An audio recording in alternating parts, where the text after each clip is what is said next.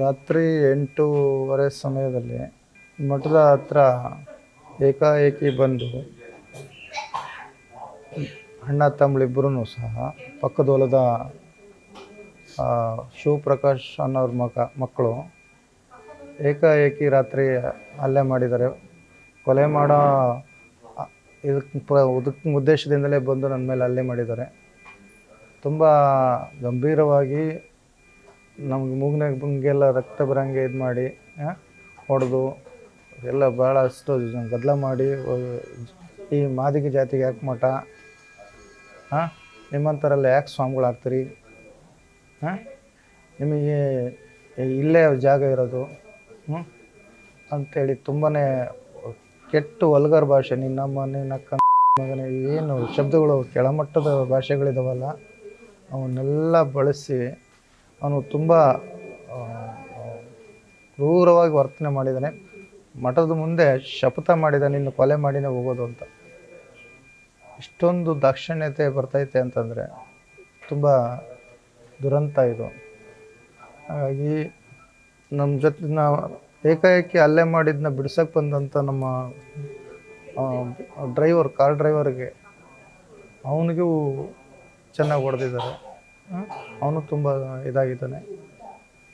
ಮತ್ತು ನಾವು ಕಂಪ್ಲೇಂಟ್ ಕೊಡೋದಕ್ಕಂತ ಹೋದರೆ ಹಿಂಬಾಲ್ ಎತ್ಕೊಂಡು ಬಂದು ಸ್ಟೇಷನ್ ಒಳಗೆ ಕೂತ್ಕೊಂಡಿದ್ದನಿಗೆ ಕಂಪ್ಲೇಂಟ್ ಅಲ್ಲಿದ್ದ ತಪ್ಪಿಸ್ಕೊಂಡು ಬಂದು ನಾವು ಕಂಪ್ಲೇಂಟ್ ಕೊಡೋಕ್ಕಂತ ಹೋದರೆ ಸ್ಟೇಷನ್ ಒಳಗೆ ಬಂದು ಪೊಲೀಸ್ನವ್ರ ಎದುರಿಗೇನೆ ಚೇರ್ ಮೇಲೆ ಕೂತ್ಕೊಂಡಿರೋನಿಗೆ ಸ್ಟೇಷನ್ ಒಳಗೆ ಕೂತ್ಕೊಂಡಿರೋನಿಗೆ ಜಾಡಿಸಿ ಎದಿಗೆ ಚಪ್ಪಲ್ ಕಾಲಲ್ಲಿ ಹೊಡಿತಾನೆ ಅವನು. ಎಷ್ಟು ದುರಂತ ಅಂತಂದರೆ ಇದು. ನಾವೇ ಎಲ್ಲರಿಗೂ ನ್ಯಾಯ ಕೊಡಿಸುವಂಥ ಸಂದರ್ಭಗಳು, ಆದರೆ ನಮಗೆ ನ್ಯಾಯ ಸಿಗಲ್ಲ ಅಂತಂದರೆ ವ್ಯವಸ್ಥೆ ಎಷ್ಟು ಕೆಳಮಟ್ಟಕ್ಕೆ ಹೋಗಿದೆ. ಜೊತೆಗೆ ಇಂಥ ಸೈಕೋಪಾತ್ಗಳನ್ನು ಯಾಕೆ ಇನ್ನೂ ಸರಿಯಾದ ರೀತಿಯಲ್ಲಿ ಶಿಕ್ಷೆಗಳು ಪಡಿಸಿಲ್ಲ. ಹೋದ ಸರಿ ಬಂದು ಏಕಾಏಕಿ ಒಂದು ಮಠಕ್ಕೆ ಕಬ್ಬಣದ ತಂತಿ ಬೇಲಿನ ಹಾಕ್ತಾನೆ. ರೋಡ್ ಸೈಡ್ಗೆ ಸರ್, ರೋಡಿಗೆ ಸೇರಿರೋದು, ನಾವು ರೋಡಿಗೆ ಅಟ್ಯಾಚ್ ಇರೋಂಥ ದ್ವಾರಬಾಗ್ಲದು ತಮಗೆಲ್ಲ ಗೊತ್ತಿರೋಂಗೆ. ಅದು ಅವನದು ಏನಾದರೂ ಜಾಗ ಇದ್ದಂದರೆ ಲೀಗಲಾಗಿ ಬರಬೇಕಲ್ವ. ಕೋರ್ಟು ಕಚೇರಿ ಏನಕ್ಕೆ ಇರೋದು, ಮತ್ತು ನ್ಯಾಯಾಂಗ ವ್ಯವಸ್ಥೆ ಏನಕ್ಕೆ ಇರೋದು? ನ್ಯಾಯಾಂಗ ವ್ಯವಸ್ಥೆ ಮುಖಾಂತರ ಬಂದು ಅದು ತೊಗೊಳ್ಬೇಕು. ಅದು ಬಿಟ್ಟು ಏಕಾಏಕಿ ಈ ಅಭಿವೃದ್ಧಿ ಆಗ್ತಿರೋದು ನೋಡಿನೇ ಸಹಿಸಲಾರದೆ ಅವರು ಈ ಥರ ದೌರ್ಜನ್ಯ ಮಾರಣಾಂತಿಕವಾಗಿ ನಿತ್ಯ ಮಾಡ್ತಿರೋದು. ಮಠಕ್ಕೆ ಮತ್ತು ಅವ್ರಿಗೆ ಜಗಳ ಏನಿಲ್ಲ ಸರ್. ಅವನಿನ್ನು ನಮ್ಮ ಅಣ್ತಮ್ಮಲ್ಲ, ಚಿಕ್ಕಪ್ಪಲ್ಲ, ದೊಡ್ಡಪ್ಪಲ್ಲ. ಈಗ ಕಾಂಪೌಂಡ್ ಆಗ್ತಿದೆ, ಮಠಕ್ಕೆ 1 ಕೋಟಿ ಕಾಂಪೌಂಡ್ ದುಡ್ಡಾಗಿದೆ. ಕಾಂಪೌಂಡ್ ತಡಿಬೇಕು, ದ್ವಾರಬಾಗಿಲು ತಡಿಬೇಕು ಅಂತ ಇದರಿಂದ ದೊಡ್ಡ ದೊಡ್ಡ ಪಿತೂರಿಗಳು ಭಾಳಷ್ಟಿದ್ದಾವೆ. ದೊಡ್ಡ ಪೂಜ್ಯರು ಇರ್ಬೋದೇನೋ ಇದರಿಂದ. ಯಾಕಂದರೆ ಒಬ್ಬನೇ ಬಂದು ಸ್ಟೇಷನ್ನಾಗ ಹೊಡಿಯೋಂಥ ದಾಕ್ಷಿಣ್ಯ ತೋರಿಸ್ತಾರಂದ್ರೆ ಅದ್ರ ಹಿಂದೆ ಬ್ಯಾಕ್ ಸಪೋರ್ಟ್ ಯಾರನ್ನು ಇರಬೇಕು. ಯಾರ್ಯಾರು ನಿಮ್ಮ ಮೇಲೆ ಹಲ್ಲೆ ಮಾಡ್ತಾರೆ? ಶಿವಪ್ರಕಾಶ್ ಅನ್ನೋರು ಮಗ ಮತ್ತು ಇಬ್ಬರು ಮಕ್ಕಳು, ಸಿದ್ದೇಶ್ ಮತ್ತು ಆಕಾಶ್ ಅಂತ ಹೇಳ್ತಾರೆ. ಅವರಿಬ್ಬರು ಏಕಾಏಕಿ ಬಂದು ಗಲಾಟೆ ಮಾಡಿರೋಂಥದ್ದು.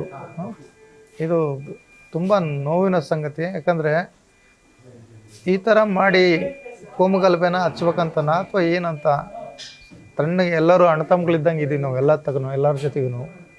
ಇವನೊಬ್ಬ ಮಾಡೋದ್ರಿಂದ ಇಡೀ ಸಮುದಾಯಗಳು ಹೊಡೆದಾಡಿ ಸಾಯ್ಬೇಕಾ? ಏನಿಲ್ಲ ಸರ್, ಅಂಥ ವ್ಯಕ್ತಿಗಳನ್ನು ಸೀರಿಯಸ್ಸಾಗಿ ಕೇಸನ್ನು ದಾಖಲಿಸಿ ಅವನ್ನ ಪರ್ಮನೆಂಟ್ ಜೈಲಿಗೆ ಅಟ್ಬೇಕು. ಯಾಕಂದರೆ ಒಂದು ಕೊಲೆ ಮಾಡೋಕ್ಕೆ ಬರ್ತಾನೆ ಅಂತಂದರೆ, ಶಪಥ ಮಾಡ್ತಾನೆ ಅಂದರೆ ಮಠದ ಜಾಗದಲ್ಲಿ ನಿಂತು ನಾನು ಕೊಲೆ ಮಾಡಿನೇ ಹೋಗ್ತೀನಂತ, ಇದು ಕಾನೂನು ಉಲ್ಲಂಘನೆ. ಜೊತೆಗೆ ಸಾಮಾಜಿಕ ವ್ಯವಸ್ಥೆಯನ್ನು ಕೆಡಿಸ್ದಂಗೆ, ಶಾಂತಿಯುತವಾದಂಥ ವ್ಯವಸ್ಥೆಯನ್ನು ಕೋಮುಗಲಭೆಗೆ ತಳೆದಂಗಿದು. ಹಾಗಾಗಿ ಇದು ದೊಡ್ಡ ಅಪರಾಧ. ಒಬ್ಬ ಸ್ವಾಮಿಗಳಿಗೆ ಹೊಡಿತಾರೆ ಅಂತಂದರೆ ಇನ್ನು ಸಾಮಾನ್ಯ ಜನರಿಗೆ ಹೇಗೆ? ಸಾಮಾನ್ಯ ಜನರ ಕತೆ ಹೇಗೆ ಇಷ್ಟು ದೊಡ್ಡ ಸಮುದಾಯ ವ್ಯವಸ್ಥೆ ಇದೆ ಮಾದಿಗ ಸಮುದಾಯ ಅನ್ನೋದು ಗೊತ್ತಿದ್ದು ಸಮೇತ ಭಕ್ತರು ಕೂಡ ಎಲ್ಲರೂ ಕೂಡ ಬಂದಿದ್ದಾರೆ. ಇವತ್ತಿನ ವಿಚಾರ ನೇರವಾಗಿ ಏನು ನಿನ್ನೆ ರಾತ್ರಿ ಅರಳಯ್ಯ ಸ್ವಾಮೀಜಿಯವರ ಮೇಲೆ, ಶ್ರೀ ಬಸವ ಅರಳಯ್ಯ ಮಹಾಸ್ವಾಮೀಜಿಯವರ ಮೇಲೆ ಅನ್ಯ ಕೋಮಿನ ಪಕ್ಕದ ಜಮೀನಿನ ತಂದೆ ಮತ್ತು ಮಗ ಮತ್ತು ಸ್ನೇಹಿತರು ಎಲ್ಲರೂ ಸೇರಿ ಹೊಡೆದಿರ್ತಕ್ಕಂಥದ್ದು ಘಟನೆ ಈಗ ಮಾಧ್ಯಮದಲ್ಲೂ ಕೂಡ ಬೆಳಿಗ್ಗೆನೇ ಆಗಲೇ ಪ್ರಸಾರ ಆಗಿದೆ. ಅದಕ್ಕಿಂತ ಹೆಚ್ಚಿನದಾಗಿ ಈಗಾಗಲೇ ನಮಗೆ ಭಾಳಷ್ಟು ನೋವೇನೆಂದರೆ ಮಾದಿಗ ಸಮುದಾಯದ ಒಬ್ಬ ಮಠಾಧೀಶರಿಗೇ ಇವತ್ತು ರಕ್ಷಣೆ ಇಲ್ಲ ಅಂತಂದರೆ ನಾವು ಈ ಸಮಾಜದಲ್ಲಿ ಮಾದಿಗರು ಬದುಕೋದು ತುಂಬ ಕಷ್ಟ ಆಗುತ್ತೆ. ಯಾಕೆ ಈಗ ನಾವು ಮಾದಿಗರಿಗೆ ರಕ್ಷಣೆ ಇಲ್ಲ ಅನ್ನೋದಕ್ಕೆ ಇದೇ ಒಂದು ದೊಡ್ಡ ಉದಾಹರಣೆ. ಇವತ್ತು ಅರಳಯ್ಯ ಸ್ವಾಮೀಜಿ ಅನ್ನೋಂಥ ಒಂದು ದೊಡ್ಡ ಮಠ ಕಟ್ಟಿ ಒಂದು ಶಾಲೆಯನ್ನು ನಡೆಸಿ ಒಂದು ಕಷ್ಟಪಟ್ಟು ಸಮುದಾಯದ ಒಂದು ಕೊಡುಗೆ ಕೊಡಬೇಕು ಅಂಥೇಳಿ ಅವರು ಸಾಕಷ್ಟು ಕಷ್ಟಪಟ್ಟಾರೆ, ಏಕಾಂಗಿಯಾಗಿ ಹೋರಾಟ ಮಾಡ್ಯಾರ. ನಾವು ಈ ವಿಚಾರವಾಗಿ ಅವ್ರನ್ನ ನಾವು ಯಾವಾಗಲೂ ಪೂಜ್ಯ ಗುರುಗಳನ್ನ ನಾವು ಸ್ಮರಿಸ್ತೀವಿ.